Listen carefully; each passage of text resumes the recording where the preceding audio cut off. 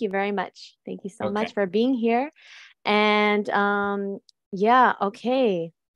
So we are gonna get started. First, before we start, I just want to know who is here. So if you can put in the chat where you're from, I would love to know where everybody is from. That would be amazing. Hi, Tammy. What's up? What's up, Sherry? Susie, just type in the chat real quick so we know where everybody is from all around the world. And welcome to Woodstock Wednesdays. We've only been doing this. This is the second time only, so you haven't missed much. We're gonna make some announcements tonight, but before I make any announcements, I have Ann Osborne here, so I don't want to make the announcements until later, because Anne's time is very precious and valuable. And so, if you guys, while we're typing in the chat where we're from, okay, if you guys have any questions for Anne, you're going to do me a favor and simply raise your hand on Zoom so that I know who has questions, and then I will call on you guys in that order that you raised your hand. All right. So thank you very, very much, everyone, for being here. So we have Venice, Florida, Miami, Florida, which is where I am as well. We got Tammy from New York, but now she's in Colombia. Wow. Okay. Sherry is on the treadmill in San Diego. Yes. Anne is, of course, Atherton Tablelands. Yes. Far Yep. North Queensland, Australia. And so it's the next day for Anne. So thank you very much, Anne. What time is it by you? Yeah, it's just after 10 o'clock on Thursday. AM. Yeah, Right, 10 right. a.m. Thursday. So we're a few hours ahead. Okay, awesome. And then, well, we got a lot of people from Florida here. Wow. And of course, Brianna's from Orlando. Thank you so much, Brianna, for being here. Okay, so we are going to get started. I collected some questions from people before this, but if anybody here has questions for Anne, you can type it into the chat or you can raise your hand and ask her live. So, something you need to know, Anne has been fruitarian for, correct me if I'm wrong, 32 years? Mm-hmm. Yeah, 32 years. And so, well, my first question, Anne, is wondering, do you have your own fruit farm? Because so many people have told me that you do. Do you have your own fruit farm? Yes, and it's in construction kind of thing. So we moved to a place in far north Queensland, which is very sort of conducive to growing fruit. So it has a good climate all year round. It has a wide range of food crops that can grow here as well. We're subtropical. We're in the tropical latitude, but because we're high elevation, we're actually subtropical. So we can't grow durians and rambutans, but if you go down the hill about 40 minutes in a car, you can get to the durian and you can get to the rambutans. But I always thought if I moved to far north Queensland, it would be the true tropics. But I really love it here. I think the high elevation is just very, very healthy. The air is really fresh. And we can grow all of the subtropical fruits, just not some of the really tropical ones like mangosteen and rambutan and durian. So when we moved here, it was already quite established as a food forest, but we're just planting more and more trees.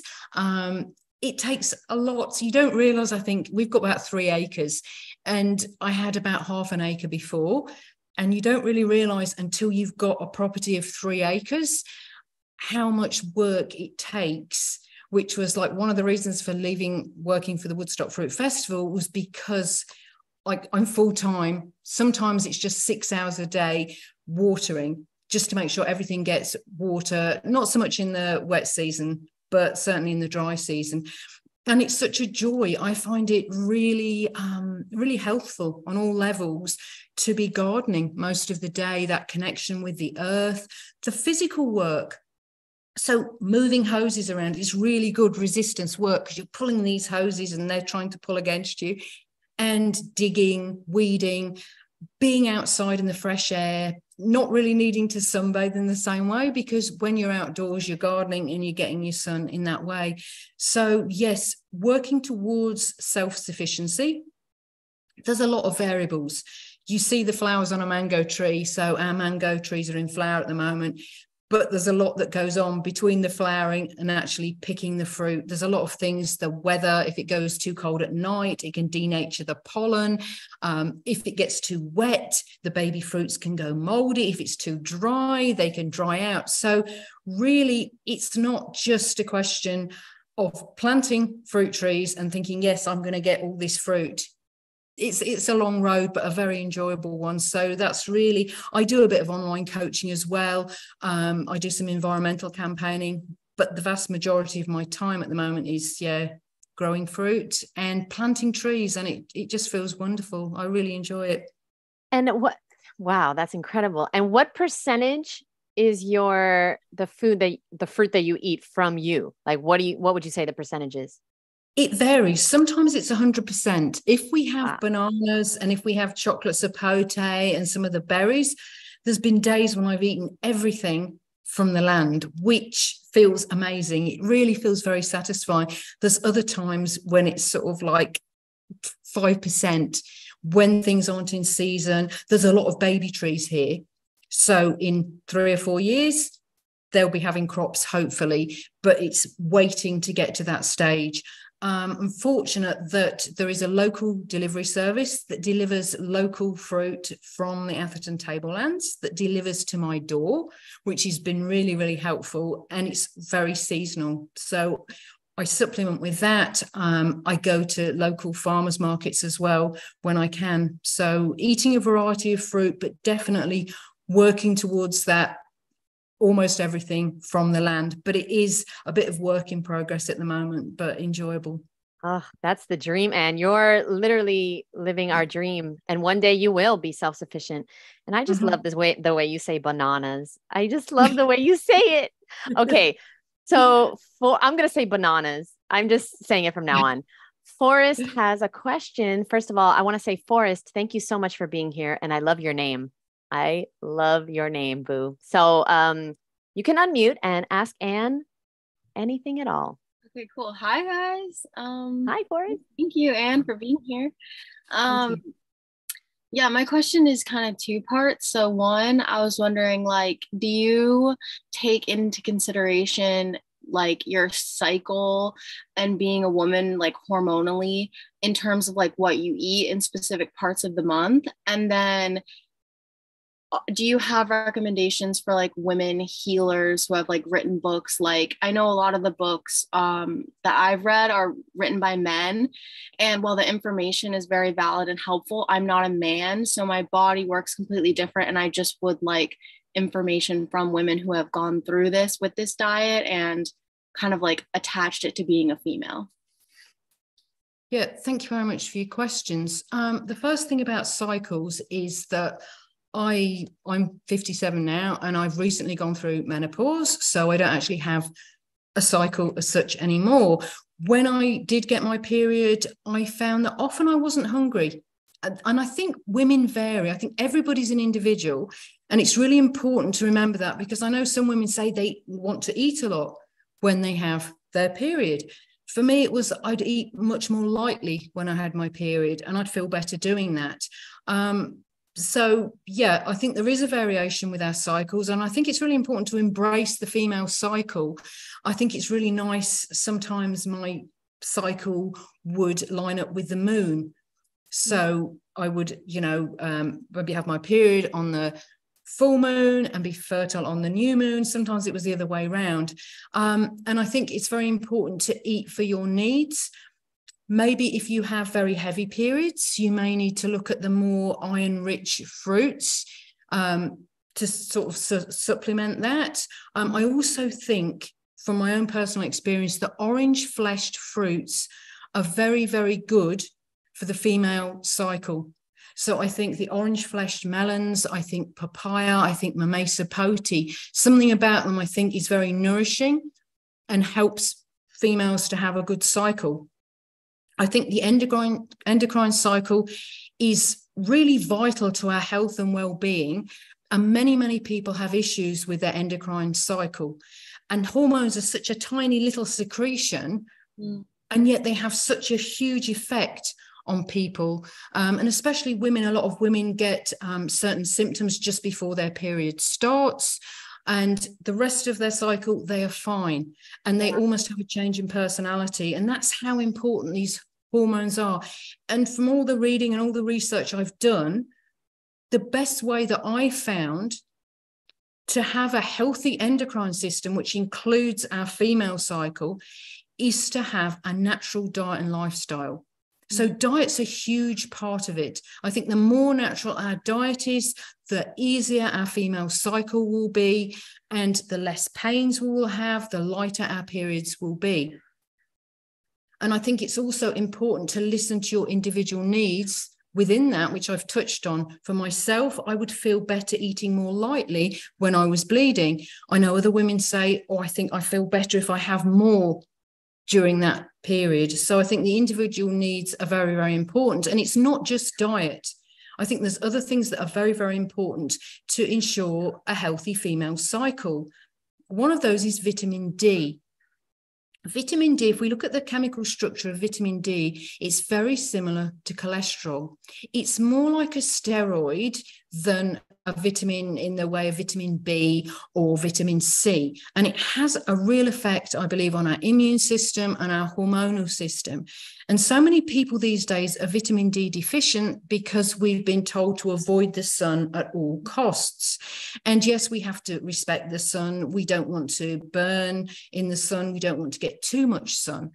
But people have often gone the other way. And I think it's really important to test your vitamin D levels, especially if you're living in a less sunny climate, and look at the alternatives if you work indoors and you're just not able to get outdoors to get enough vitamin D, and then consider getting a Sperti vitamin D lamp or taking a vegan supplement. So I think that vitamin D is very, very important in terms of our endocrine system. The other things is getting fresh air, exercising. I think exercising is very important, and doing an appropriate amount of exercise to have a healthy endocrine system, and also sufficient rest and sufficient sleep. With myself, I went through menopause, and the only symptom I had was that my period stopped. And you hear all this thing about menopause is a terrible thing. You've got this perimenopause for like 3 years before, and then 5 years afterwards, you're going to have like 10 years of just horror and hot flushes and mood swings and low energy and all these other things. And for me, I haven't had any of those symptoms, well, so far. And I really do think it's because of my diet and lifestyle. And I think that's not to say that every woman on a diet and lifestyle similar to me would have a symptomless menopause, but I think it's possible. And I've met other raw food vegans that have had the same. They've just gone through menopause with no appreciable symptoms. So I think, that diet and lifestyle is very important for managing our female cycles, and for, when we do go through menopause, sailing through menopause, not seeing it as this huge, awful thing that's going to happen to us for years and years and years, and it's going to really depreciate the quality of our life. Because I do believe we don't have to go through that if we're treating our body and our endocrine system in the way that it needs to be treated. And the second part of your question, you asked about books. I don't really know any specific books about females and their cycles on a raw food diet. There was a little pamphlet that I read years ago called "Is Menstruation Really Necessary?" I think it was actually by Nadine Forrest and somebody else. And it was published in the 80s.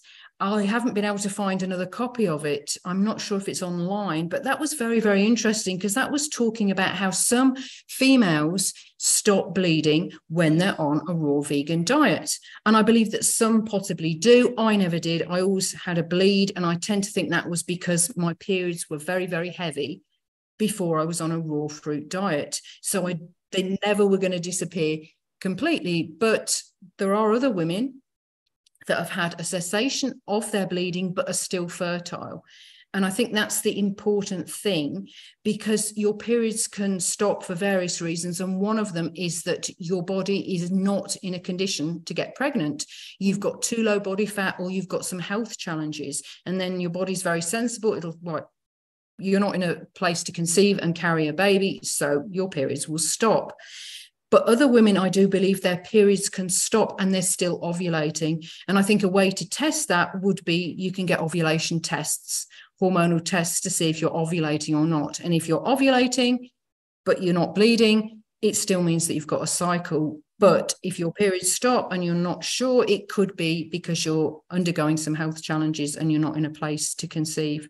So I would really recommend a high or an all raw diet to help with the female cycle. And I hope that answers your question. Yeah, totally. Thank you so much. Thank you so much, Anne. So we got a question. How did you eat before you became a fruitarian? How did you grow up eating? Well, I grew up eating a very standard British diet. I was raised in the UK, but it was relatively healthy because my dad had an allotment, which is a British term for a piece of land. You rent a piece of land and you grow all your fruits and veggies, because in England, a lot of the gardens are quite small. So we always had, just about all year round, even in the winter, there were some Brussels sprouts or some cabbages. So we had fresh produce, and my mother always cooked from scratch. So even though it was a standard omnivorous diet in many ways, we never had takeaways. We never had burgers, never had, Kentucky Fried Chicken. We had meat, we had animal products, but it was all cooked from scratch with a lot of fresh produce from my dad's allotment. So I grew up, I would say, relatively healthy. And then you get to sort of the teenage years where you're eating more junk, more processed foods.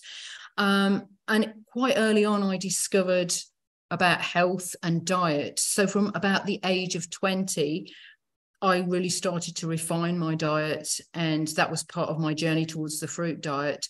So growing up, probably from 0 to 14, relatively healthy omnivorous diet with few processed foods, but then teenage years, more processed food, until I discovered the connection between what we eat and how we feel when I became vegan at the age of 20. And then from then on, it was a bit of a journey. I tried Anne Wigmore, wheatgrass, a lot of sprouts, raw diet. I tried macrobiotic vegan diet, which was a lot of cooked, and I tried a whole food vegan diet, and gradually refining my diet until when I discovered the fruit diet, it was like a no-brainer. It just ticked all the boxes. I felt the best on it. And I've been on fruit diet, yes, since I was 24 now. So, yeah. Wow. Thank you so much. I never heard you say a Kentucky Fried Chicken either. I never heard you say that before. I can't, but you never ate fast food, right? Like, no, not growing up. Really no. Good. And I think probably had one burger in the whole of my life before I became vegan, because we never had takeouts. It was always home cooked food. So, but I don't think I missed anything. No, definitely not.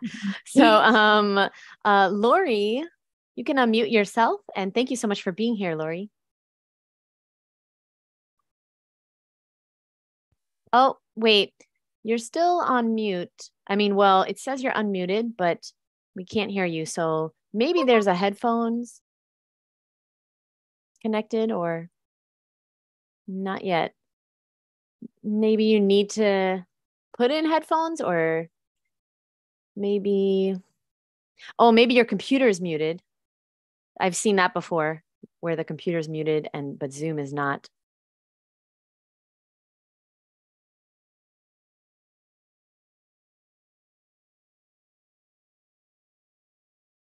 Okay, so thank you so much, Lori. So she wrote her question in the chat, which is, Anne, do you grow any vegetables or greens? And do you eat any vegetables or greens? I don't grow any vegetables or greens, although I've thought about growing some potatoes, because my husband is vegan, but not raw. And so I have thought about it, but I haven't really got the passion for it. And my husband says, I want to be fruitarian. So he's like more into planting fruit trees. So no, I very, very rarely eat greens or vegetables. Sometimes my husband works away a lot. So when he's home, I'll get vegetables in, I'll get greens in, and I will cook them for him. And occasionally when I'm prepping it, I might taste a little bit of spinach, very occasionally. But it's very rare. When he's not here, there's no well, there are vegetables in the house for the wallabies. So we have the rock and the swamp wallabies come every day for food, and they love carrots. So I do have carrots in, but I don't eat them. But having said that, if I got a desire to eat greens, I would eat greens. And there was one occasion that I did get a desire to eat greens since I've been on a fruit diet very strongly. And a friend, I don't know if I should say a friend, but anyway, somebody gave me a mushroom. Now, normally I'm very, very careful about mushrooms. I know that there are a lot of mushrooms that are toxic. And they said, this is a parasol mushroom. It's fine to eat. And I should have checked more, because actually it was a fake parasol mushroom, otherwise known as the vomiter mushroom.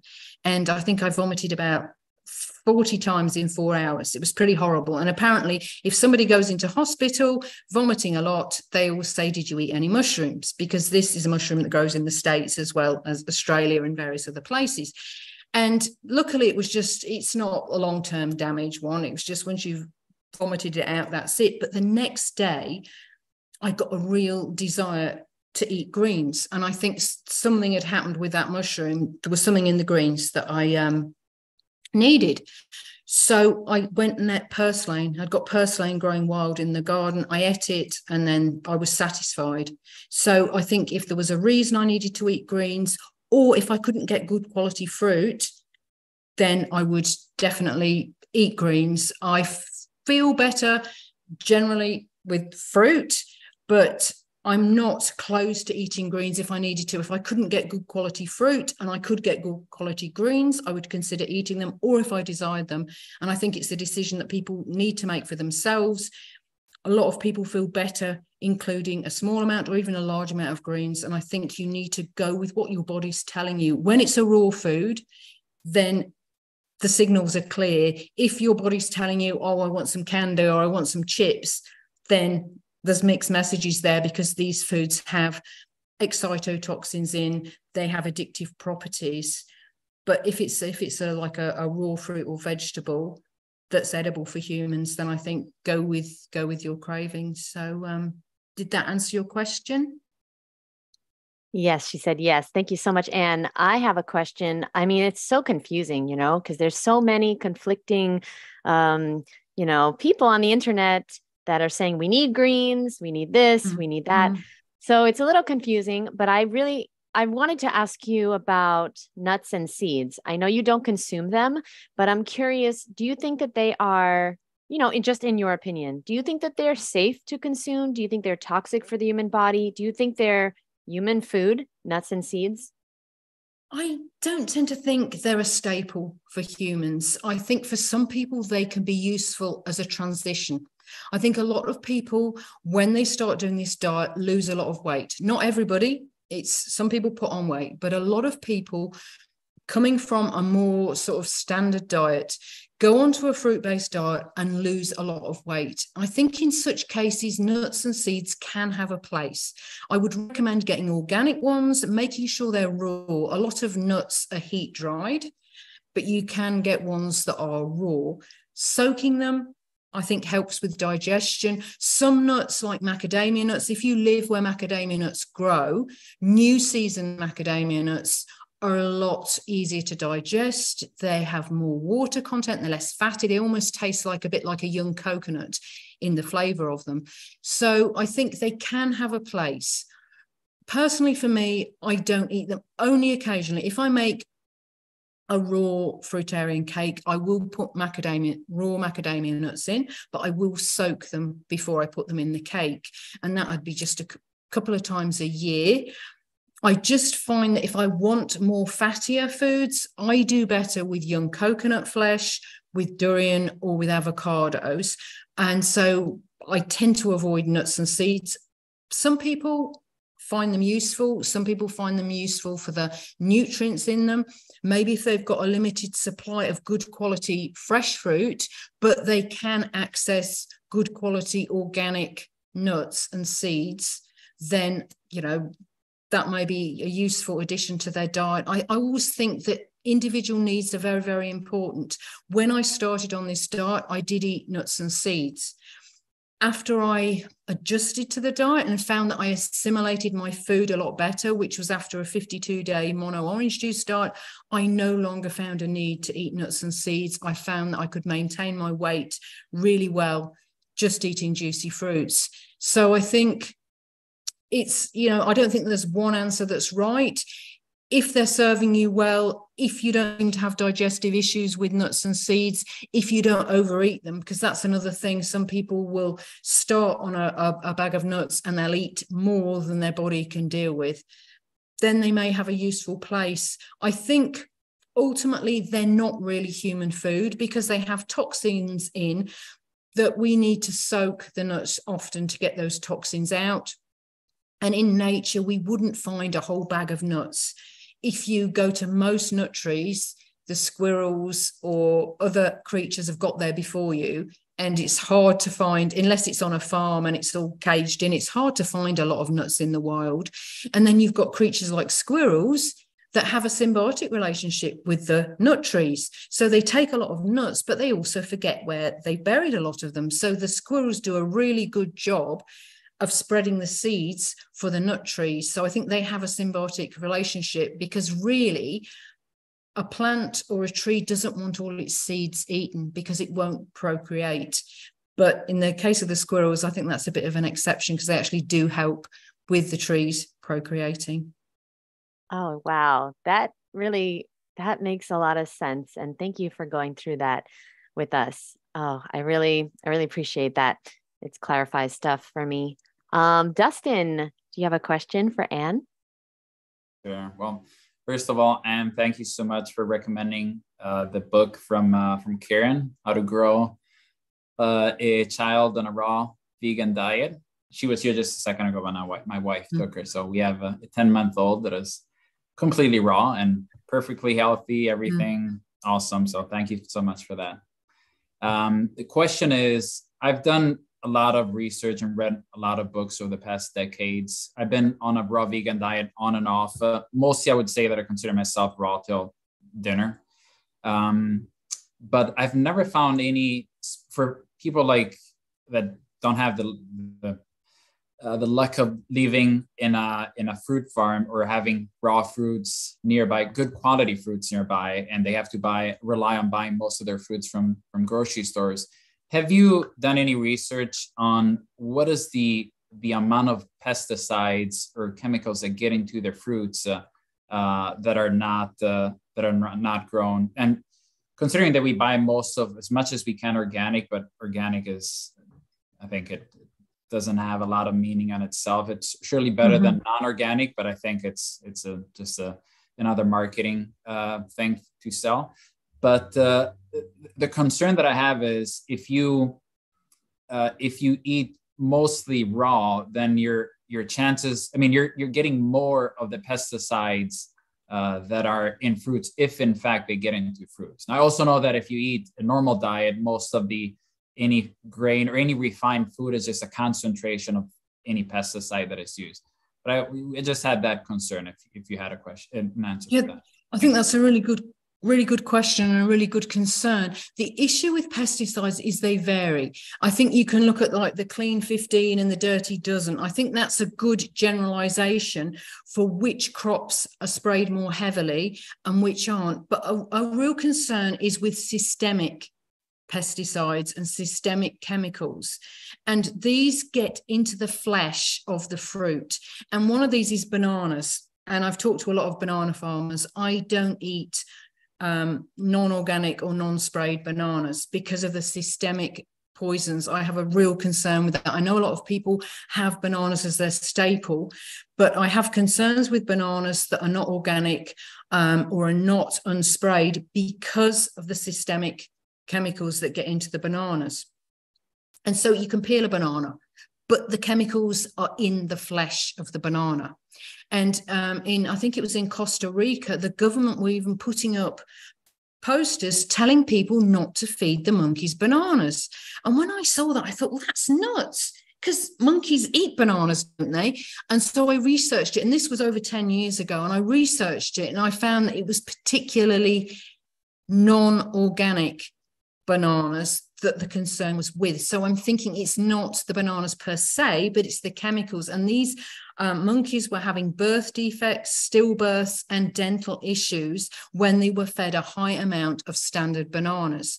So bananas is one of the fruits that I don't eat unless it's locally grown and non-sprayed, or if it's organic, because of the systemic chemicals in it. And if I had $1 for every time someone had said to me, well, I peel a banana, it'll be fine, I would be very rich by now.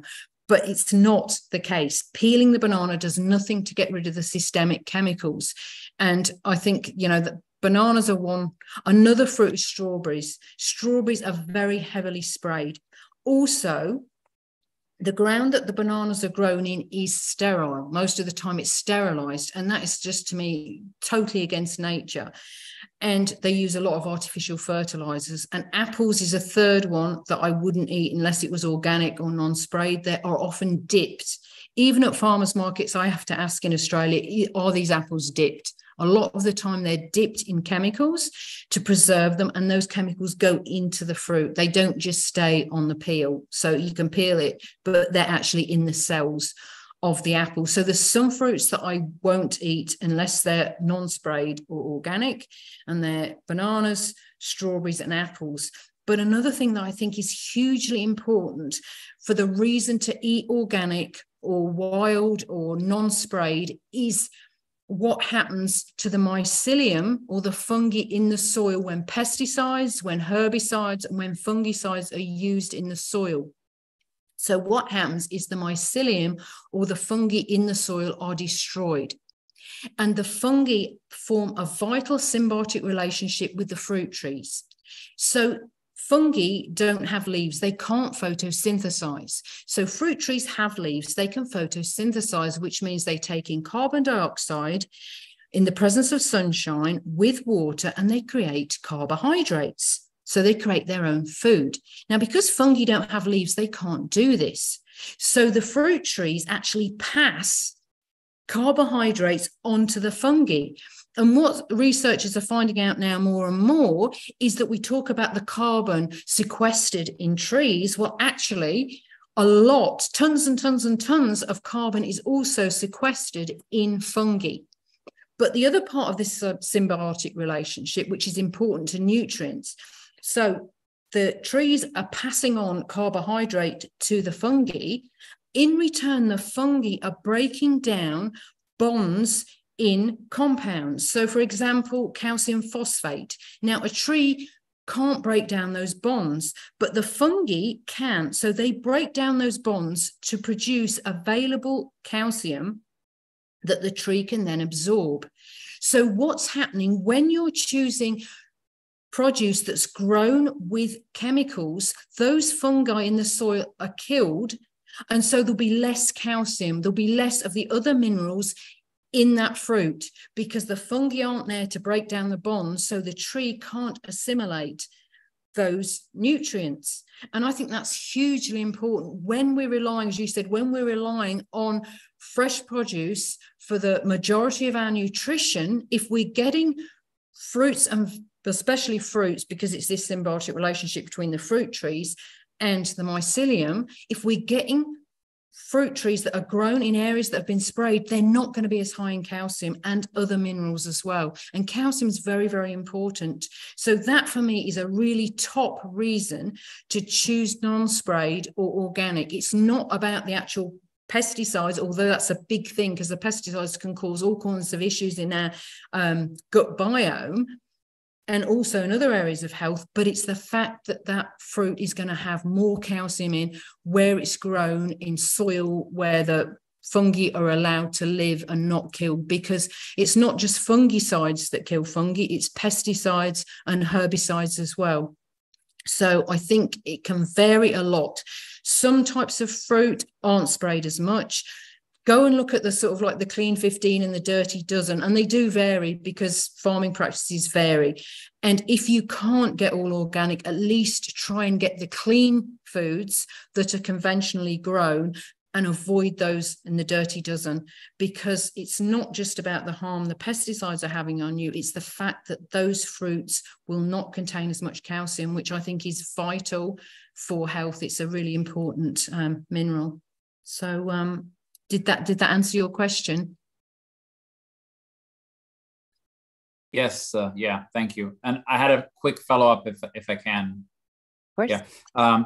So two things, actually. I thought about another one. Coconuts, because one of the reasons why I moved to Florida, South Florida, was to get fresh coconuts, although they're not as good as Thai coconuts, but still it's good water.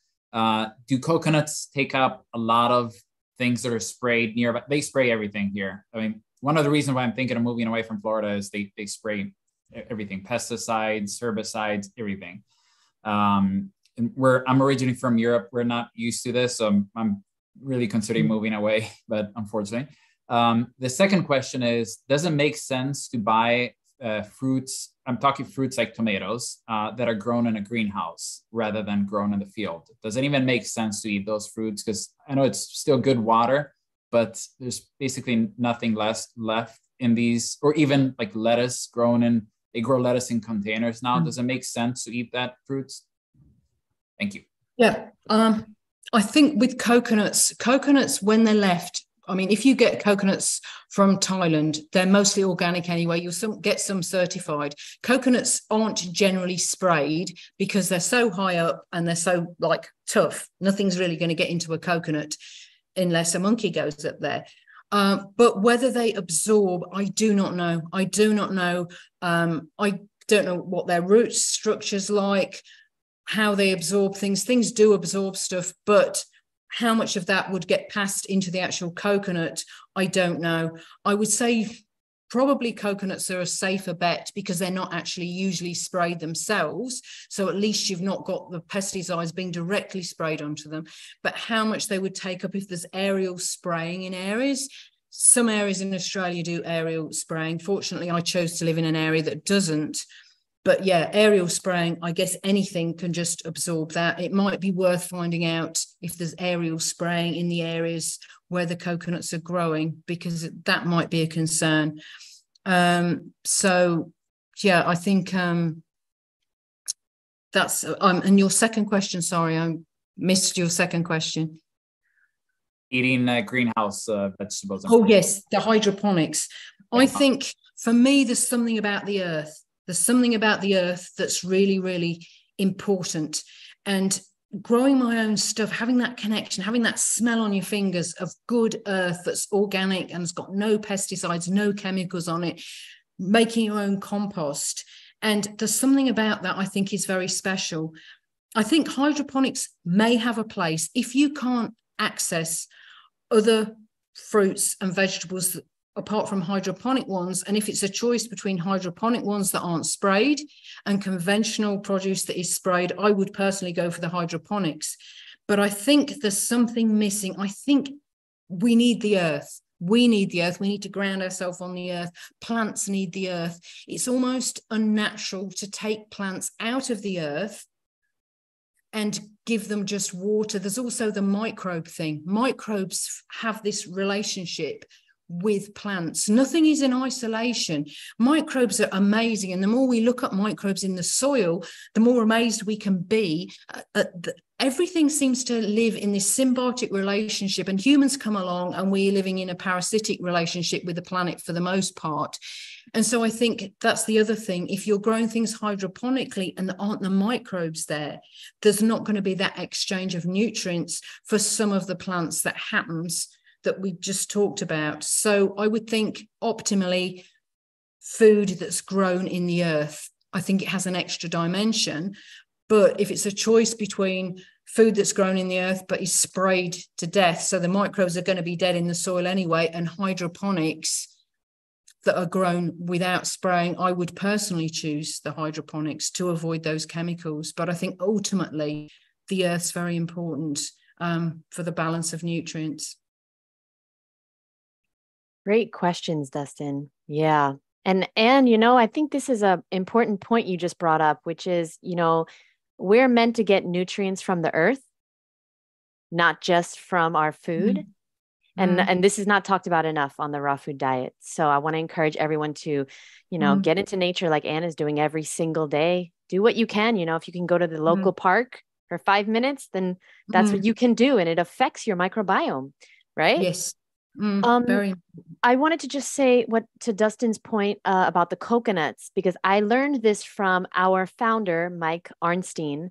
I learned that the young Thai coconuts are so much sweeter. The water is so much sweeter because they are refrigerated.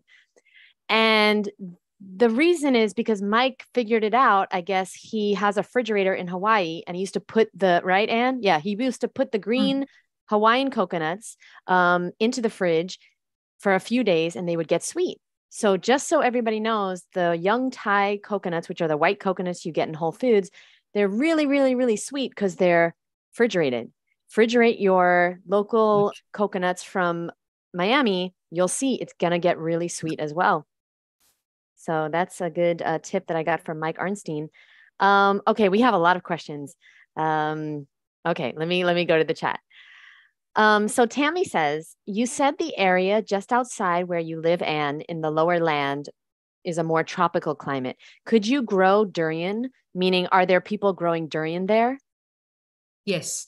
So in durian season, I can sort of like go down the hill about 40 minutes in a vehicle and buy fresh local durian, which is great.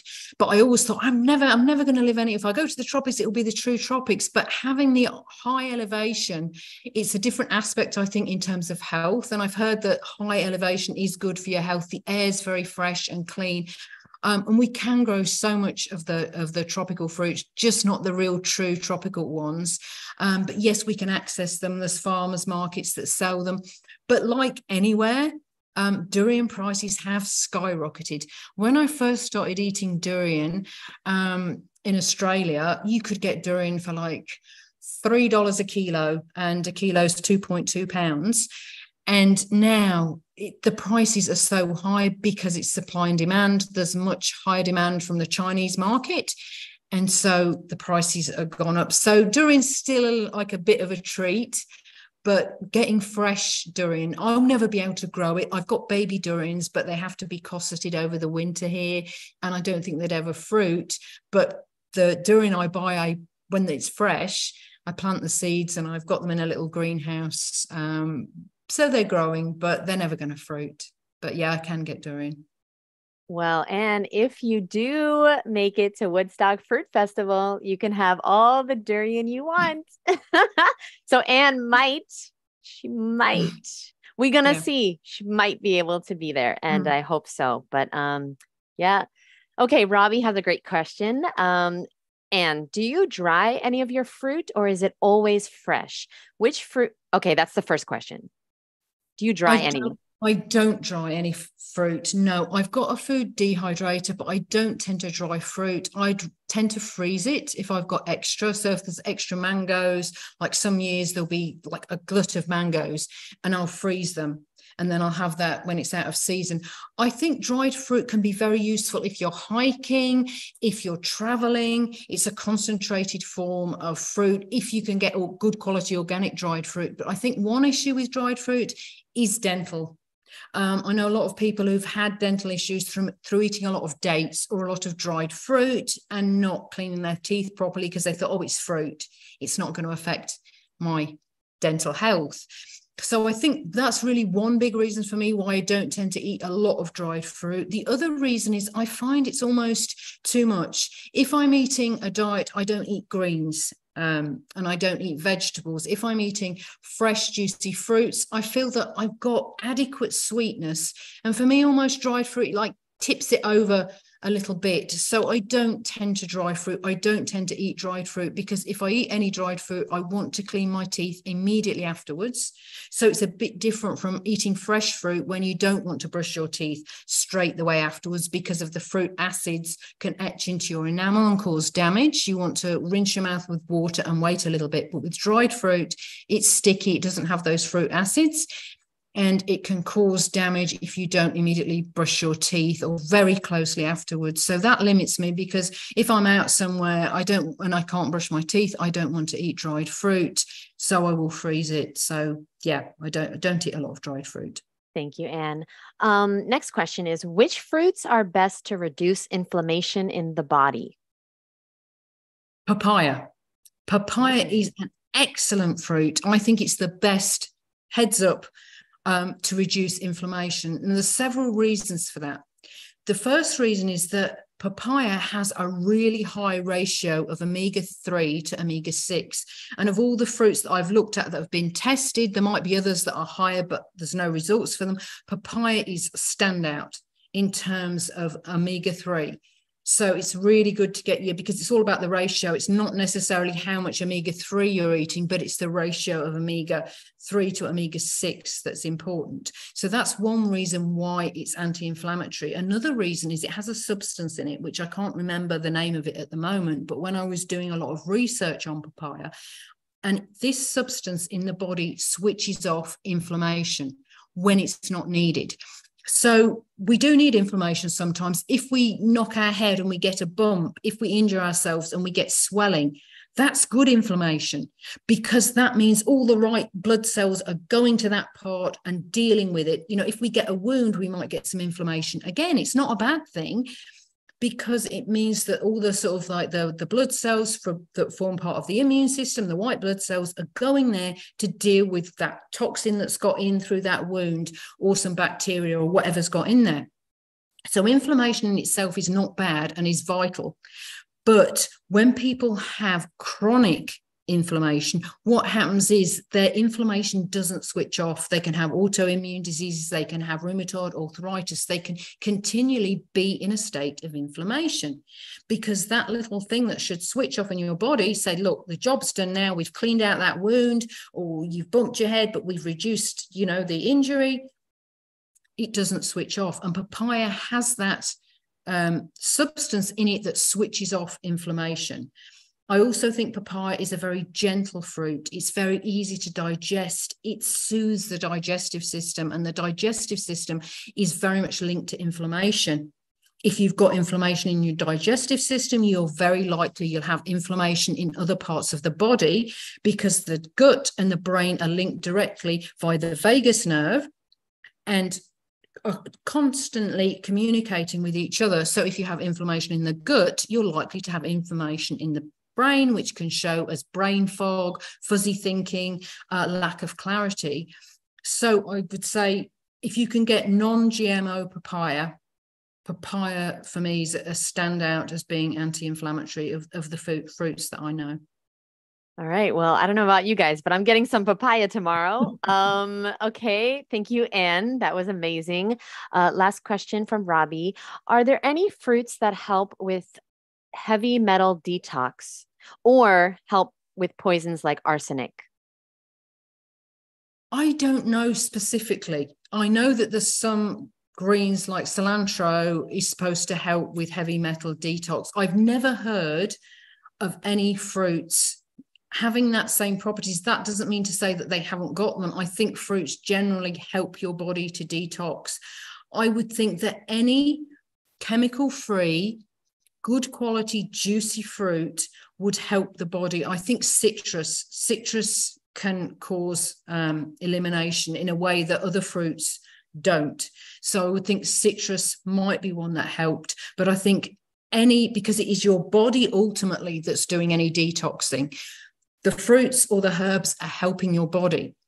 And in general, eating good quality, fresh, high liquid content fruits support your body in detox. So I would say any good quality, juicy, sweet fruits that are nice and properly ripe would be good to help with any detox. But I don't know specifically of any fruits that are, say, good for mercury or arsenic detox. But I think fruits in general help the body to detox, because really, ultimately, it's the body that does the detoxing, and we can support that by what we put into it. I would also suggest that moderate sunbathing and deep breathing are very good protocols for helping with any elimination that's going on in the body, because deep breathing will increase the amount of oxygen, it will increase the amount of pollutants that go out of your body, and sunshine as well. Gentle, not overdoing it, but gentle sunshine also helps with elimination.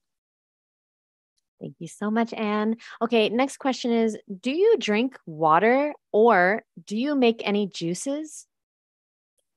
That's a good question. I make fresh squeezed orange juice with a little hand squeezer, which leaves most of the fibre in.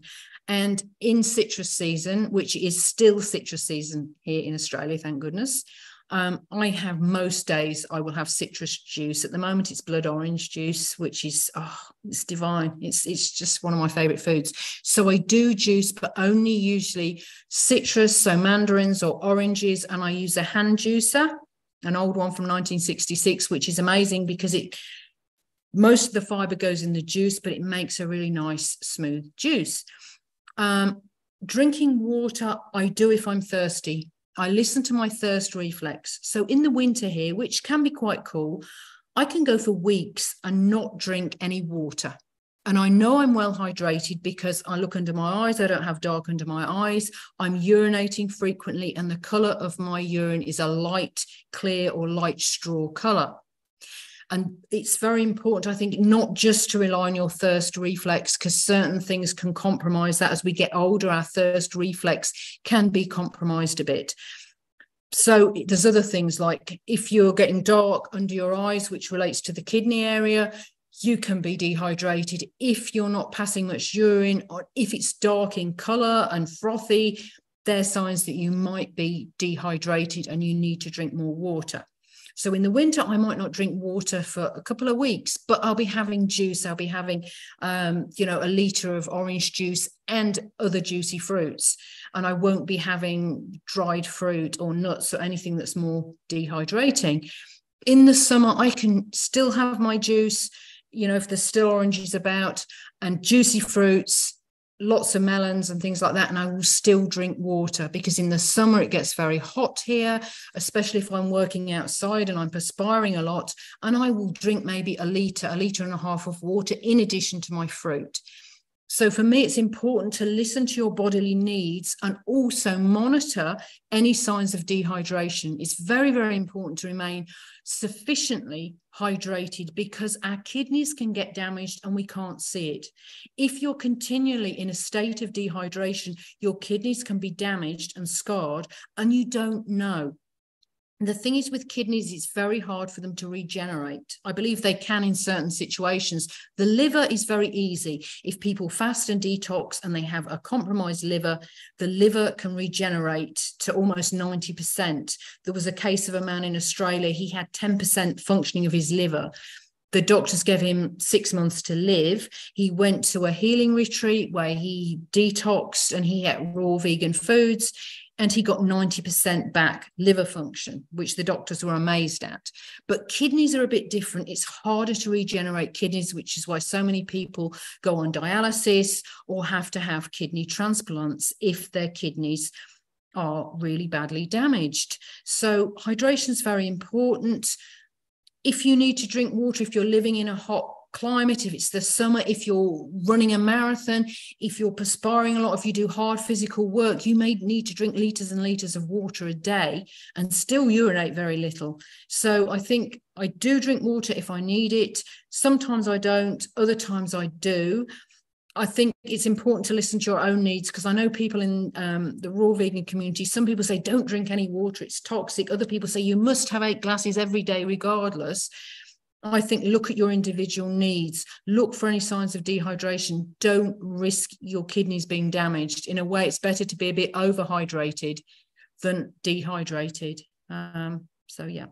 Such good advice, Anne, because, who knows who to believe. There's so many raw vegans that really recommend you don't drink water, but I feel best when I drink some water personally. And that's just, might be my body.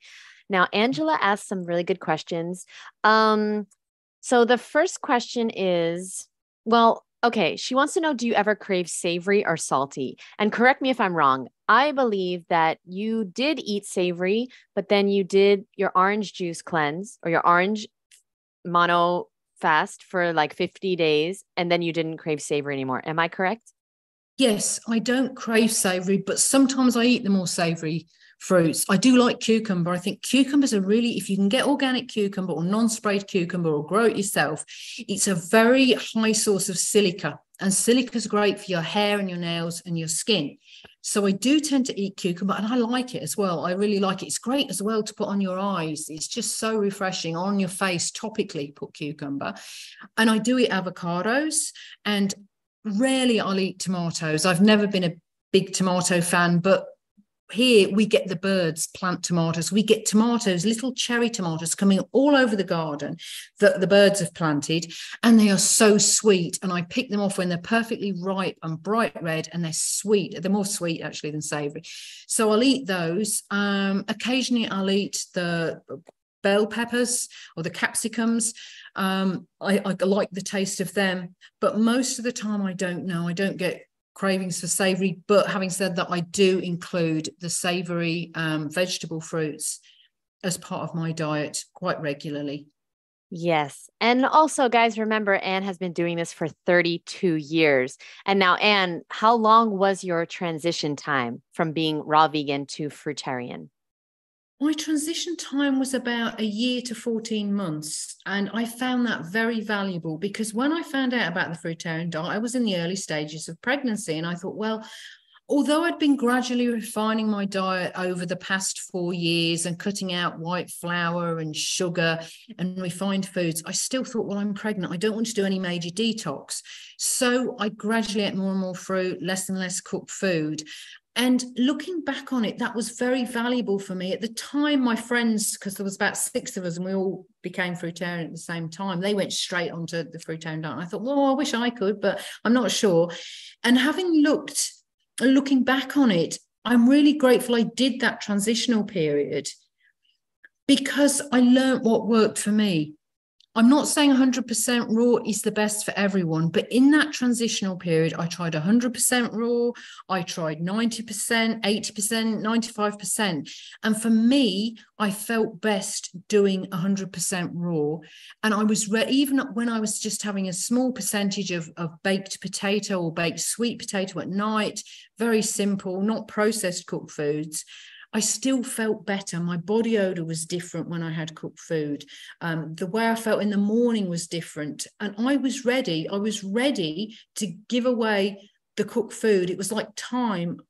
Going through that long transition, I really felt it. It wasn't just thinking, well, I should go 100% raw now. I felt it. I felt different doing the 100%. And I think that's what's helped me long term to carry on, because I had that transitional period that taught me what works best for me personally. And I'm not saying that's the best for everyone. I think everyone has to find out what ratio works best for them. Some people feel better doing 20% cooked. It's the social thing, but also they find that they just feel better. So I think it's really important to find what works best for you. In a transitional period where you're going all raw some days, 80% other days, 90% other days, can be a way to just think, well, I feel really good when I'm doing 100%, or I feel better when I'm doing 80%. And it's finding what works for you.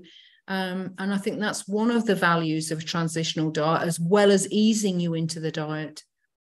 Such good advice, Anne. Yeah. Because a lot of people, they want to force something that is not feeling good, and I really love your advice. And Angela also asked, how much fruit do you need to eat in a day to sustain your weight and keep you from being hungry?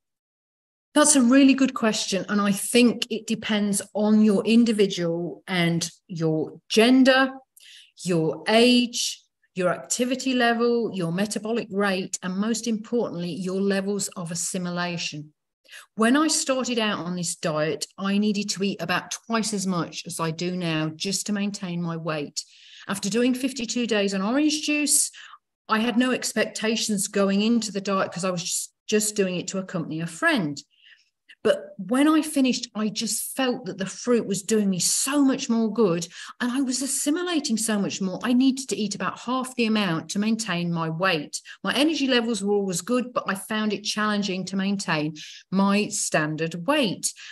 And what I think happened during that time on mono orange juice is my intestines cleaned out and they healed. And I was assimilating my macronutrients, so proteins, carbohydrates, and fat, and the micronutrients, so the vitamins, minerals, and antioxidants, so much better, so that I thrived on about half the amount. So to say a set amount, I think it depends on the individual. If you're losing weight and you don't want to be losing weight, you probably need to eat more because you're not assimilating as much as you need to. If you're putting on weight when you don't want to put on weight, then you probably need to eat less because you're assimilating more than you need. And I think it's like just looking at calories is very, very limiting. And to me, it's half the equation. So if you're just looking at calories going in, you're not necessarily seeing what's happening in the body. And an example of this is two people. So person A eats 3,500 calories a day. That person has had Crohn's disease in the past. They've had a poor diet throughout childhood. They've had a lot of antibiotics as a child. When they grew up, they took a lot of recreational drugs. They've eaten poor quality fruits, a lot of processed foods. And they are only assimilating maybe 20% of what they're eating because the villi in their intestinal system, now the villi are like microscopic finger-like projections, and the villi increase the surface area and they allow you to assimilate more of what you're eating. So they have got compromised villi. They've got villi that have been destroyed through recreational and allopathic drugs and through Crohn's disease, through not having whole foods as a child, and through eating a lot of processed food as an adult. Then you've got person 2. Now, person 2 eats 1,800 calories a day, but assimilates 85% of what they're eating, because person B has been breastfed as a child. They've been given very little allopathic medicine as a child. They've taken very little recreational drugs. They've eaten whole foods. They've looked after their nutritional and their lifestyle needs. So just looking at the calories, the macronutrients, person A is having far more, but in actuality, they are actually assimilating less than person B. So I don't think there's any right amount.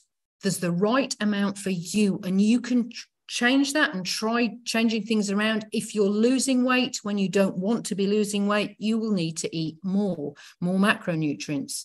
If you're gaining weight and you don't want to be gaining weight, you need to eat less, because it's all about what's happening inside you.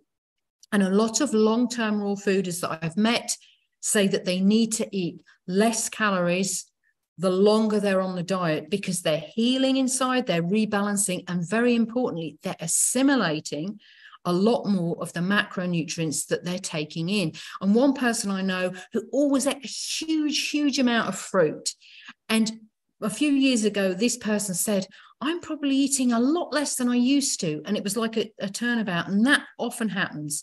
But there's no right amount, because one person always needs to eat 3,500 calories a day because they've got compromised villi and a compromised assimilation. That's right for them. The person that's doing really well on 1,800 calories a day, that's right for them. When we start putting blanket prescriptions on people saying everybody needs to eat X amount of calories, regardless of how much they're assimilating or regardless of their activity levels or their gender or their age, then people can fall through the net and not do well. They can either lose weight or put on weight when they don't want to do those things. So it's very much an individual prescription. I can't tell you how much you need to eat, and that will probably change with time. Definitely. Thank you, Anne. Okay. Next question is, okay, how do you feed your soil, Anne? How do you feed your soil? One thing is compost. And when you eat fruit, you have a lot of compost. So we have a 3-bin system, which is excellent for creating compost. So one bin you're currently filling up. The second bin is covered up, it's already full and it's rotting down. And the third bin has rotted down and is ready to be used. And they go in rotation. So when you've filled up the bin that you're currently filling, that becomes the second bin becomes the third bin, and the third bin becomes the first bin. So you always got compost. So compost is good. I also use rock dust and zeolite when I'm planting out trees in the garden, and that helps with the nutrients that are assimilated by those trees. I put seaweed on as well. I use a liquid seaweed. I regularly feed any fruit tree that's looking like it's a little bit struggling, or is in flower, or is in fruit. So they're the things that I do. Compost created from the fruit scraps, rock dust, and seaweed. They're the main things that I use. I also sometimes put mulch on. Mulch can be useful. It forms a layer to protect weeds coming up, and also it tends to hold the moisture in the soil, so the trees tend to grow a bit better if they have mulch around them. Thank you so much, Anne. And now, can I ask your opinion on B12? Do you worry about B12? Do you personally get tested? What is your experience with B12? I don't worry about B12, and I think again it's very much individual needs. So with B12, I've known people do this diet for 18 months and suddenly get very B12 deficient. And the symptoms, there's numbness and tingling in the extremities, there's a sore tongue. As soon as they supplemented, those symptoms went away. So I would say that's pretty much they were B12 deficient. I know other people doing this diet 20 or more years, haven't supplemented B12 and are doing fine and have no B12 deficiency symptoms. I think genetically we differ. We're all frugivores, I believe, by design, but what our parents have done, what our grandparents, what our great-grandparents have done, all the choices that our immediate ancestors made will affect our DNA. So some people seem to have that intrinsic factor in their stomach. They seem to be able to produce their own B12 and assimilate it. I think other people grow a lot of their own produce and they pick it and eat it. And I think there's bacteria on the surface of a lot of those fruits that they then take in, and they get B12 in that way. When my B12 levels are tested, they are in normal range, but on the low side of normal. Recently, I've done an experiment. I haven't supplemented B12 for years and years. I supplemented when I was pregnant and breastfeeding because I was responsible for another being, and I didn't want that being to be deficient in B12. And, I would recommend that if you're pregnant or breastfeeding, really be up on your B12 levels. And so, but recently I thought I'm going to supplement B12 to see if I feel any different. And I supplemented for a couple of months, and I didn't notice any changes at all. I didn't notice any changes in my energy or how I felt. So I'm guessing that I have sufficient vitamin B12. If I developed any deficiency symptoms, I would immediately supplement. And I would recommend anybody that's concerned about their B12, get your levels checked. If you have any B12 deficiency symptoms, I would recommend supplementing, because if it's left, you can get permanent nerve damage. So it is serious. But some people seem to do this diet and not need to supplement. I've got genetics play a factor as well. My father and my paternal grandmother both had pernicious anemia, which means that even though they were eating meat and animal products, they couldn't assimilate any B12 and they had to have injections. So there's a possibility that at some point I might get pernicious anemia. So I will monitor my situation, and I wouldn't have any qualms permanently supplementing with B12 if I need to. So again, I think it's an individual thing. I think it's very useful to get your levels checked. If you're pregnant, if you're breastfeeding, I think it's a good idea to supplement. But it does seem that there are people doing this diet long term that don't supplement and seem to have a sufficiency of B12 with no deficiency symptoms at all. So, but definitely you don't want to get B12 deficient. Thank you so much, Anne. Okay, so I tried to ask almost all the questions. I wanted to respect Anne's time. And so if anybody has any question that was very important to them that I did not ask, please, you can raise your hand and you can ask Anne live before, the hour is up. But Anne is so gracious with her time. She gave us a little extra. If there was any questions that anybody really wanted to ask that I didn't get to, there were some that I didn't ask. So I just wanted to check. So you can raise your hand if you'd like. And I also wanted to add, Anne, that I interviewed Don Bennett today, who also will be at the Woodstock Fruit Festival. Okay, guys. And he said that we get more than just vitamin D from the sun. And it also really affects our hormones. So what you said makes so much sense. You recommended Forrest, get her, vitamin D, get into the sun. It really affects us. So I thought that was really interesting that he said that. And you said it as well. And so, okay, I think we answered almost all the questions. So thank you so much, Anne. This was such a treat. And you are just such a wealth. Somebody has their hand up. I think Sebastian. Oh, I'm so sorry. I'm on the wrong. Oh, sorry. There's so many people here. Hold on. I'm on the wrong page, maybe. Wait. I don't see. Wait, somebody's hand is up? Oh, your physical hand. Oh, I was looking for their digital hand. Oh, sorry, Sebastian. Yes, please go on.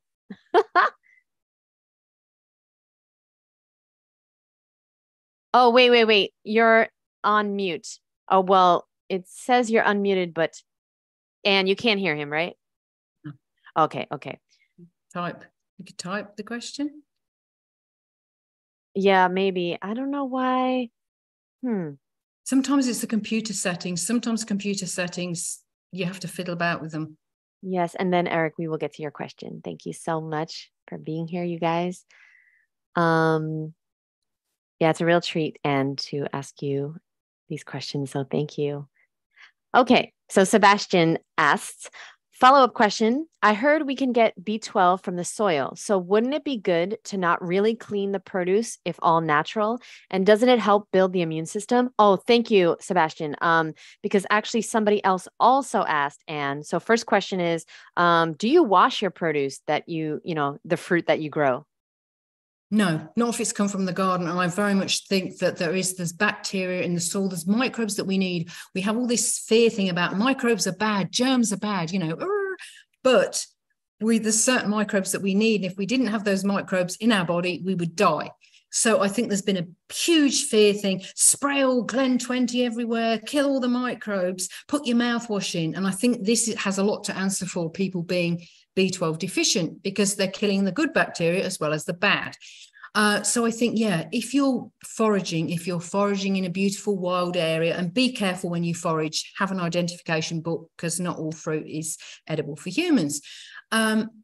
Just pick it and eat it, and you've got the bloom on it. It's like sometimes if you get beautiful grapes or plums, if they're organic and they have that wonderful bloom on the surface, which I think is healthy, don't wash them if they're organic or they're not sprayed. I definitely think, it's really good to eat fruit that's been grown in good soil, that's probably got some vitamin B on the surface there somewhere. And again, it does help the immune system. Children that grow up on farms in general have much better immune systems than children that grow up in cities and have antibacterial wipes on them from the very day they're born. And they have less incidences of eczema, of asthma, of all sorts of things. And this is very much connected with our digestive system, because if we have a good gut flora, it helps protect us from getting things like eczema and asthma. There's the dietary aspect as well, but also a lot of it is linked to the gut microbiome. So I think for sure, eating foods that are safe to eat without washing them has many benefits. And I would recommend it for sure. So wait, what about buying organic food from the supermarket? Would you wash it? That's a hard no, because one. If I'm at your house and I'm not washing anything. But if it's like a standard supermarket, some supermarkets go around spraying their stuff with sulfur dioxide and other things, probably would wash it. If it's like a Whole Foods, or if it's like a little, sort of organic health foods type store, I probably wouldn't. If it looks like it's got something that's a bit yucky on it and you're not sure, probably best to wash it. I think ultimately forage stuff that's foraged from a clean area where there's no sprays, or no dogs. If you're foraging, always berries, always make sure you forage above the dog line, that dogs aren't coming along and urinating, because that's an issue sometimes with blackberries and mulberries and things like that. But yeah, it depends on the supermarket. I probably would wash it if it was from a supermarket that gets lots of kind of conventionally grown organic, if you know what I mean, rather than sort of small scale organic. Yeah. Yes. Thank you, Anne. Yes, Eric, you can unmute and ask your question. Okay, yeah, I joined. Thanks. I joined a little late, so please let me know if you've already gone over this, and we can just skip it. But I've got young children and also a wife who's 39 weeks pregnant. One question is about fats for young kids, and do you recommend that that they get fats, and then also if so, also do you recommend omega-3s? I think papaya is a really good source of omega-3s. I don't particularly recommend supplementing omega-3 unless you have concerns about it. I think eating a lot of good quality papaya, it's more to do with the ratio. So the ratio between 3 and 6 than the actual amount of omega-3. You can eat a lot of omega-3, but if you're also eating a lot of omega-6, you're kind of knocking that about a bit. In terms of fats for pregnant women, lactating women, and children, I think pregnant women, lactating women, and children need more dense fruits. They have smaller stomachs and they're growing at a terrific rate, especially the children. And with lactating, you really need to make sure you're well nourished, because it really does take a lot of nutrition out of you making that milk. And so I think more concentrated fruits are needed, not necessarily fattier fruits, but in most cases, they're the easier ones to obtain.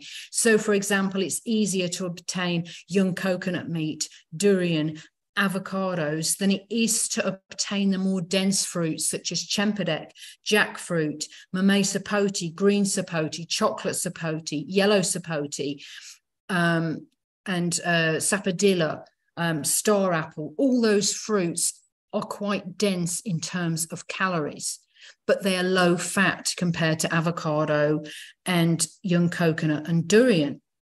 But they're not as obtainable. I think when we need more concentrated sort of foods, the fattier ones can be useful. I don't think per se that pregnant women, lactating women, and children need fattier foods, but they need more concentrated fruits. And unless you can access those tropical fruits like jackfruit and Chempedak and the sapotes that are more concentrated, then it's a good idea to have fattier foods, because they just have more dense in terms of macronutrients. And in my opinion, like, my children have loved avocados, jelly coconuts, and durian, and they've been their favorites. They've also liked the more concentrated fruits such as jackfruit and Chempedak.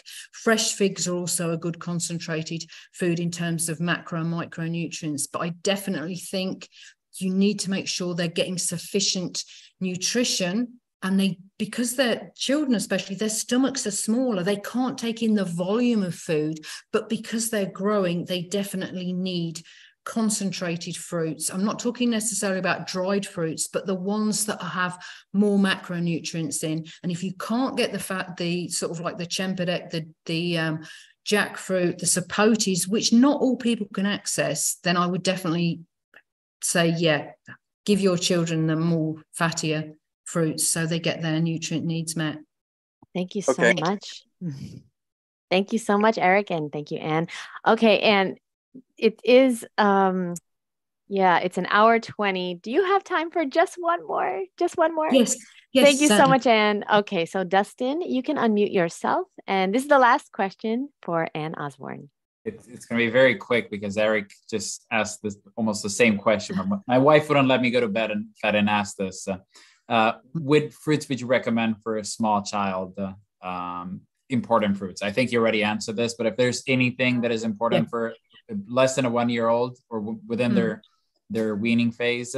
What is Yeah, recommended? well, I think breast milk obviously is still important at that age, but supplementing that, the fruits that you supplement with, you've got to make sure that you take out any kind of seeds or pips or bits that they will choke on at that age. I think the Anonas family, so the custard apples, Rollinia, are a great food for young children, but make sure all the seeds are taken out. I think the sapotes, the mamey sapote, green sapote, chocolate sapote, the canistel are great foods for young children because they're nutrient dense.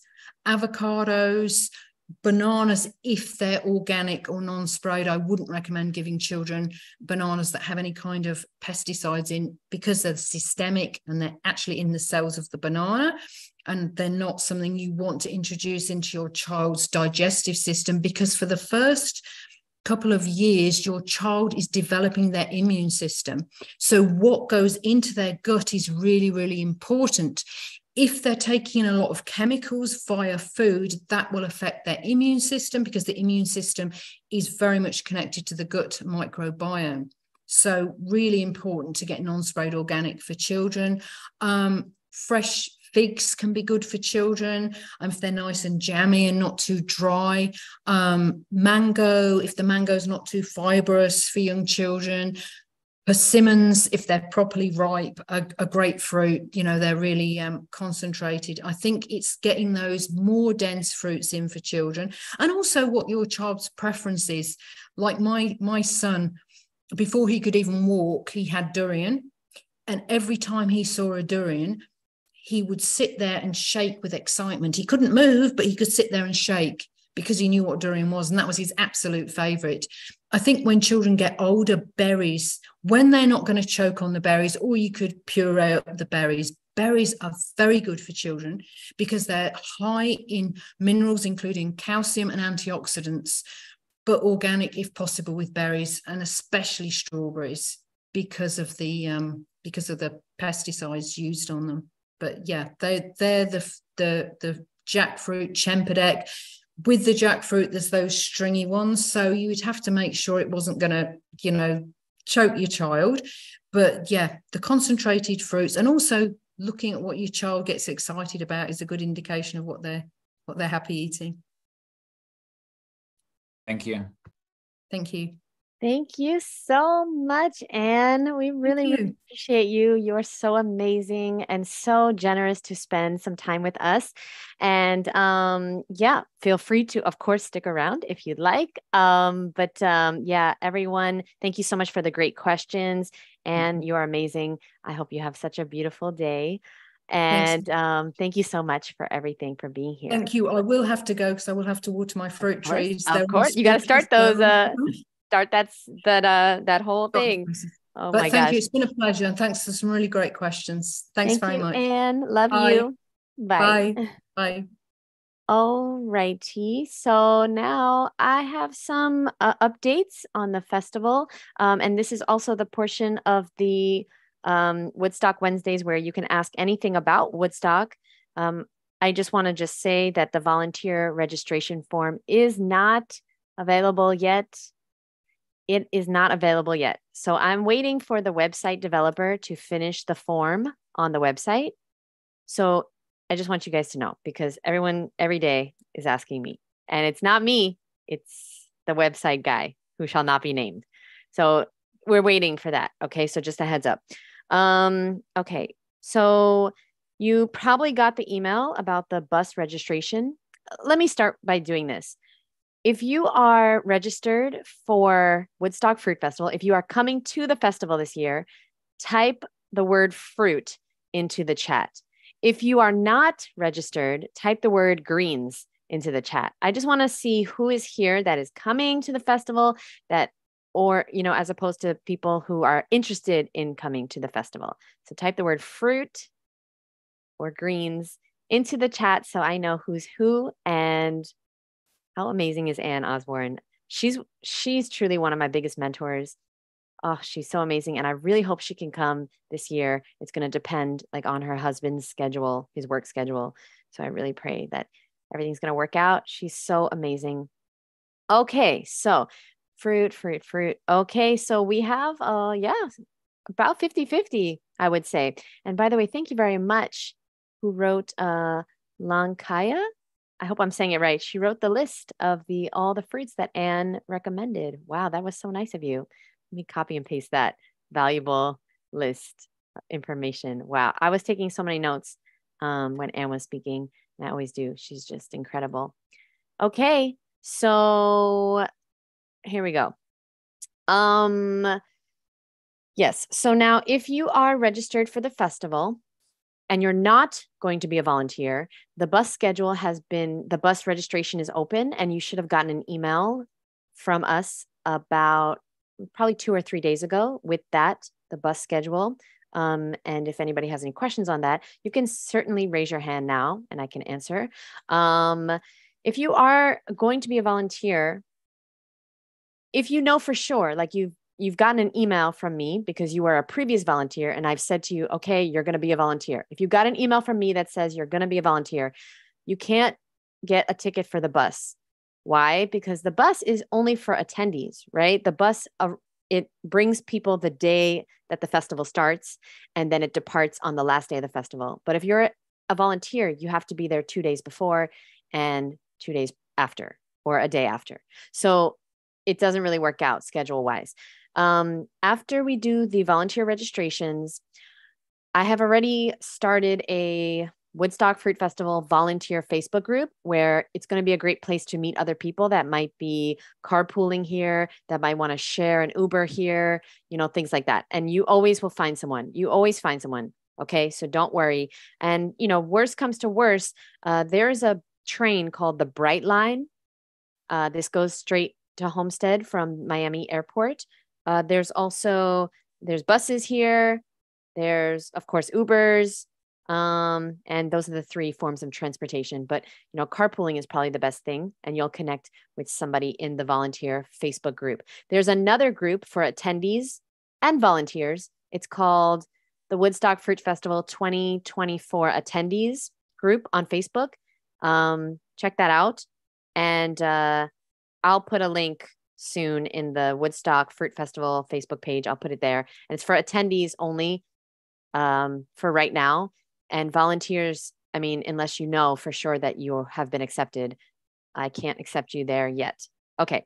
Some speakers that have definitely confirmed is Lauren Lockman, Dawn Bennett, Karen Ramsey, of course. She's been there all 11 times or 12 times now. Aris Lathan, I hope I'm saying it right. He did confirm that he would be there, but I haven't gotten his schedule yet, like the schedule that he is going to be presenting, his workshops that he's going to be doing. So I'm hoping that he will be there.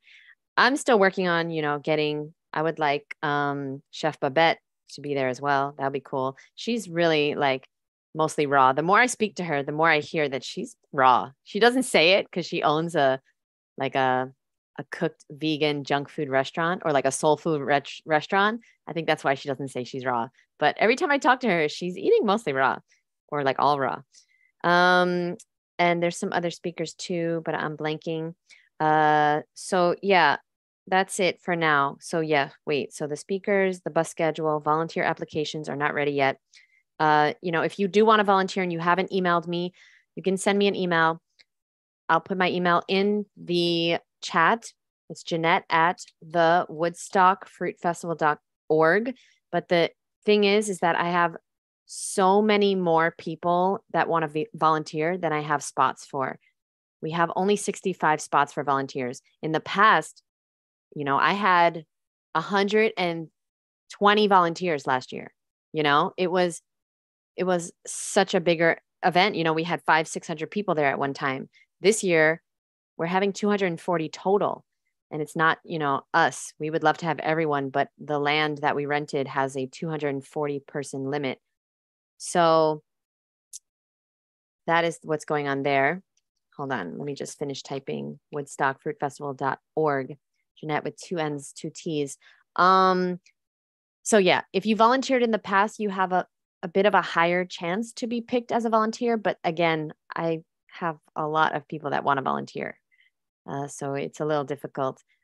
Technically, just so you guys know, we have sold out. Just so you guys know, we have sold out of the Woodstock Fruit Festival. But we're going to be offering a few extra tickets, because what happens is people usually like cancel last minute, and so a few people over the 240 limit is not going to be a big deal to the owner. We've spoken to him. But just so you guys know, we have sold all tickets available. So just a heads up on that. Does anybody have any questions, comments, or concerns about Woodstock Fruit Festival? Oh, yes, Will Tuttle. Thank you so much, Sherry. Will Tuttle is confirmed, and his wife will be there. And if you don't know who Will Tuttle is, he is the author of the World Peace Diet, and he is an amazing guy who's been vegan for 40 years, over 40 years. He's, again, also mostly raw, if not fully raw most days. But yeah, he's amazing. And he's going to be leading meditations and workshops. And I do highly recommend you read that book, The World Peace Diet. Raise your hand, your real hand, if you've read The World Peace Diet. It's a life-changing book. Because before, I was vegan, for 12 years before this book. I just read it recently, last year. And this book helped me to be way more aware and sympathetic towards everyone that isn't vegan yet, and especially slaughterhouse workers. It's the number one suicide rate of any profession, and it's for obvious reasons. And this book really, really changed me. I was a very angry vegan before that book. So I'm also interviewing Will Tuttle next week for the third time. So I'm excited for that. And yes. Okay. Thank you very much. Dustin, will there be durian this year? Of course. We cannot have a Woodstock Fruit Festival without durian. We're going to have 3 or 4 durian parties this year. And then, sometimes there's leftover durian, but yeah, we're looking at 3 or 4 durian parties. So that's really exciting. And Musan King, is that the one? Malay? Oh, you're asking where's it from? Well, we're definitely going to have Musan King Premium, which was the durian we had last year at the ceremony part, where we gave out. Yeah. And this year, I think we might do it a little differently. But did you like it? Who was there last year? Did you guys like that ceremony that we did? We might do it differently this year. We'll see. But yeah, we're going to have both, probably Musan King and Malaysian Montang durian. Well, we're going to have the best varieties we can.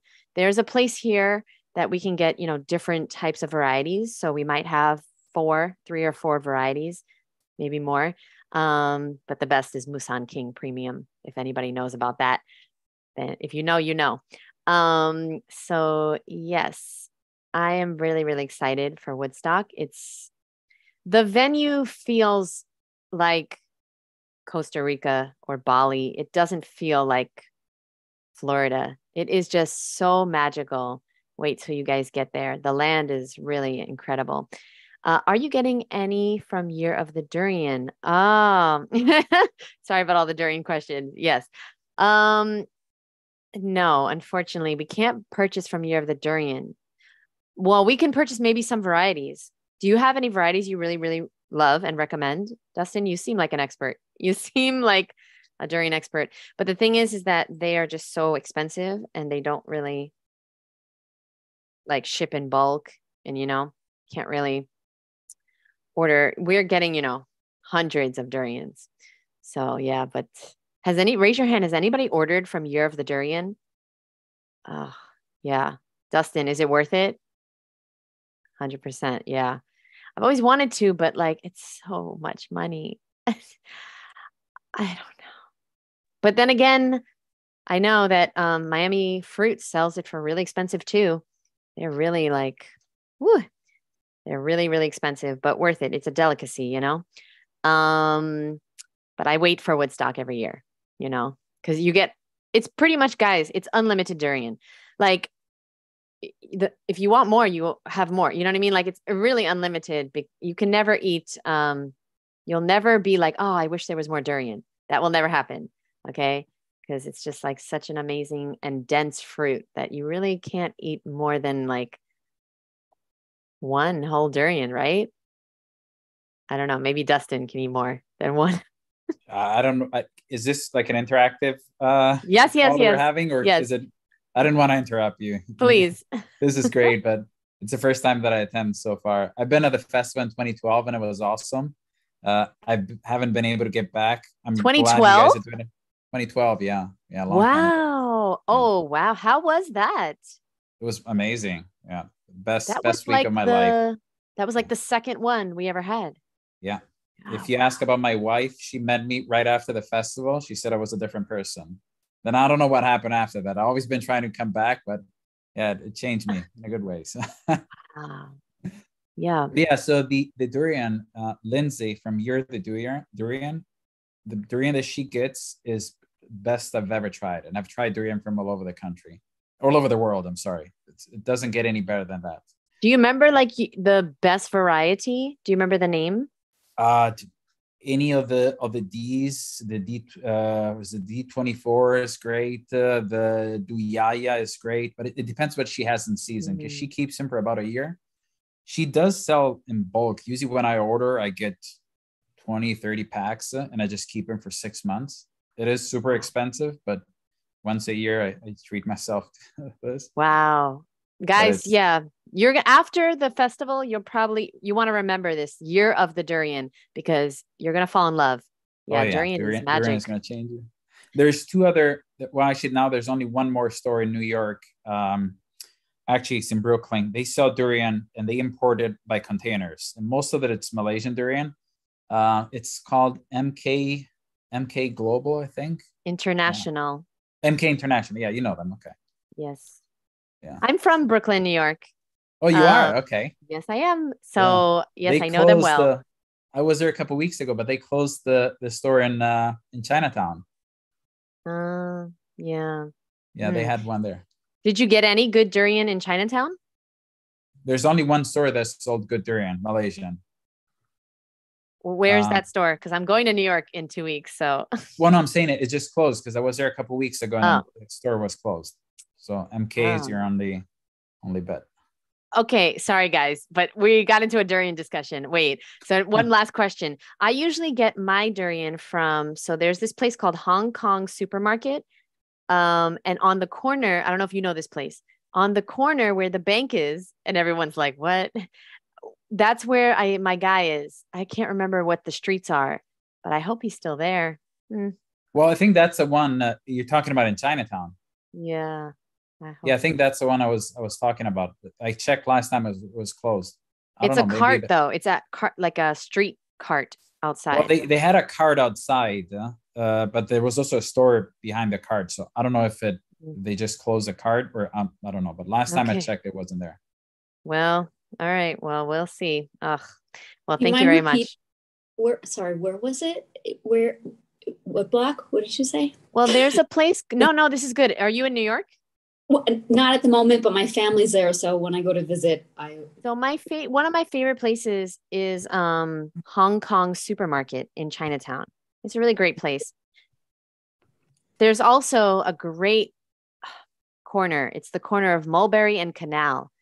And oh my gosh, I spent so much money because, this is the place, Chinatown or any Asian markets, guys, is the place where you're going to get like the variety in the raw food diet that you really need to stay on it. So, the mame sapotes, the longans, the jackfruit, the durian, the dragon fruits and things like that. You really do want to invest in these things if you do want to be raw, because it's going to be a little boring for most people eating just apples, bananas, and grapes all the time, which those things can be great. But yeah, so Hong Kong Supermarket was a great place that I used to buy jackfruits and stuff and mangosteen. And then walking down, there's a bank on the corner, and that's where my durian guy always is. But I don't know if he's going to be there. I haven't been in like a few years. So we'll see. Well, between there and Canal? Mulberry and Canal is the great place where it's like on the street, lots of carts right on that corner. But that's not durian. That's just like other exotic fruit. But you said walking durian is on the corner of this place called Hong Kong supermarket. Okay. Yes. Let me Very. know if you find anything. I totally will. MK International says they're closed. Tammy Googled and says they're closed. Oof. But you confirmed, Dustin, in Brooklyn, the one in Brooklyn is still open? Well, MK International is the one in Brooklyn. I didn't go last time. I was in Chinatown, and I didn't find the one that I wanted to go to. But since I found You're the Durian, and I know I've been chatting with Lindsay for a while. I get all my durian from her. That's the best quality. Most of it is from organic farms. Everything ships via air. She gets it delivered in 2 days. I know that it sounds like I'm getting commissions for this, but I don't. I just love durian. And I'm glad if anyone else could buy it from her as well. When they try durian, they'll understand. Yeah. But it also depends what kind of durian people try. Because if they try the one that they get at Chinese, Oriental grocery stores, it's not as good. No. You know, durian is just like everything else, okay, in life. Like when it's good, it's amazing. But when it's bad, like every fruit can be bad, right? Mm-hmm. Like who here has had a bad pineapple? I have before, you know, like an unripe or overripe or just not good, right? So durian is the same way. There's incredible durians and then there's like kind of gross ones. Taste like onions. So if you've ever had a durian that was gross, you have to keep trying it. Every single durian's different and every pod inside of every durian is different.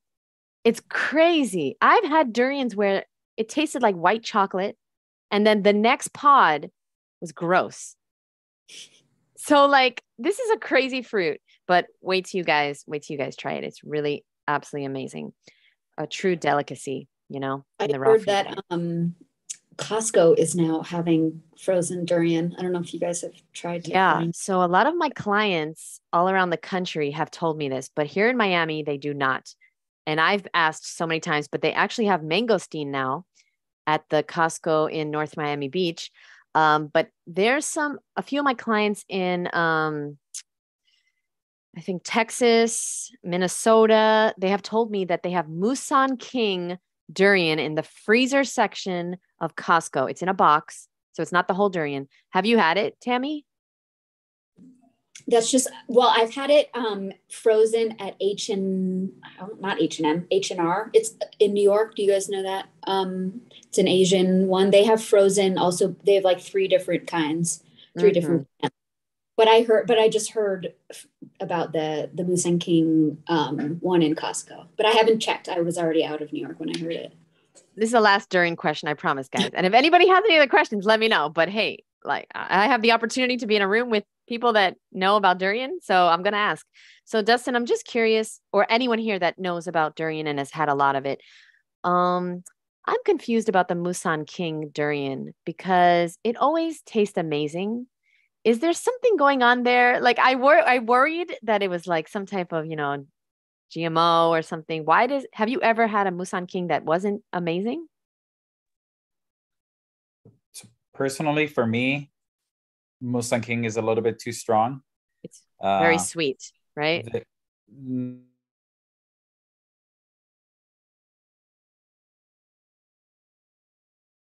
Oh, wait, you froze. Yeah, I was saying that it's just too strong. Oh, wait, you froze again. Wait, I need the answer to this. Lighter variety. You're freezing. So I need to know, is it GMO? Okay, yeah, now you're good. What did you say, Dustin? Sorry. Can you hear me better now? Yes.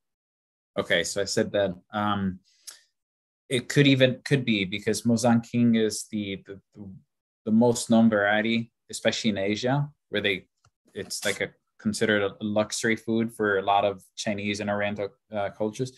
So it could be GMO. I don't know, but I don't eat a lot of it just because it's too strong for me. So I usually like some of the other lighter varieties. Okay. When you say strong, do you mean it's too sweet? I don't know if it's sweetness. I think too much of that oniony taste. Okay, because Musan King, I've had every single time I have it, it is so sweet, which is really good in the beginning. But then, you know, if it's too sweet, I mean, it's like frosting, guys. All right. So Anyway, okay, I always wondered, why is it so consistent? Because just so you guys know, durians are not very consistent at all. Like they're just such a wide variety of flavors. I mean, I've had ones that taste like eclairs, like French desserts, coffee, like iced coffees. Oh, it's just crazy, crazy fruit. Okay. So I think we're gonna wrap up the Woodstock Wednesdays unless anybody has any other durian related questions or any random questions. But yeah, thank you guys so very much for being here. Oh, Tammy, did you have a question? Oh, is this like, do you do this every Wednesday or what? Yes, I do this the first Wednesday of every month. Okay. And we're going to continue it after the festival too. So yes, I'm really, really happy about it. So we can all stay connected. And please do me a favor, everyone here, join the Woodstock Fruit Festival Facebook page. Okay, if you're not on our newsletter, please go to the woodstockfruitfestival.com and sign up for the newsletter, because this is where we communicate with everyone. This is where we send, when we have registrations that open, volunteer registration that's going to open, the bus schedule, things like that. Okay. Coach Susie, Musan King are a hybrid of Wildy. Wait, Gravenol, and I can't read these words. Whoa, good to know. I can't read those words. I'm not professional enough. Like I'm not a professional fruity weirdo enough to read those words. But yeah, that's it. Okay, thank you guys so much. Oh, well, they are blast frozen to not rupture cell walls and preserve shape and texture. I knew something was going on there, but hey, I'll take what I can get. I'll take what I can get. Yeah, I just feel like one day I will make it to Grant Campbell's Durian Retreat. Has anybody been to Grant Campbell's Durian Retreat yet? He'll be at the festival too, by the way, Grant Campbell.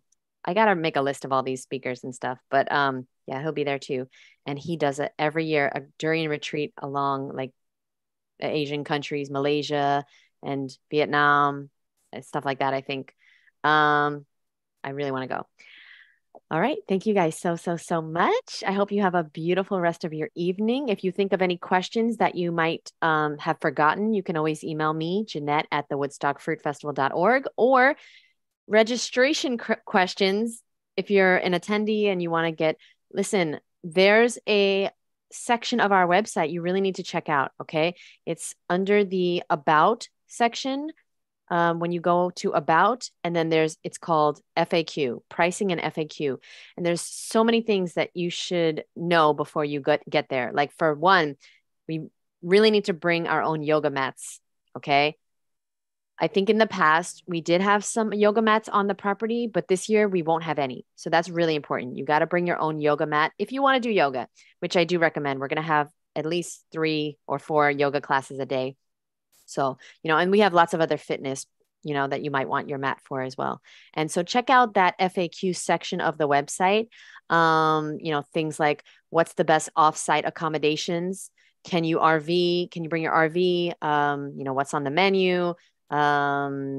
Is it okay for all ages? Things like that, just random questions. Please check that out if you're coming to the festival. And yeah, I think that's it. I thank you guys so much, and I'll see you soon. I'll see you on the next Woodstock Wednesdays. Thank you very much for your questions. Thanks for being here. Bye, you guys. Thank you so much. Thank you, Sherry. Thank you, Brianna. Thank you, Olga. Thank you, everyone, for being here.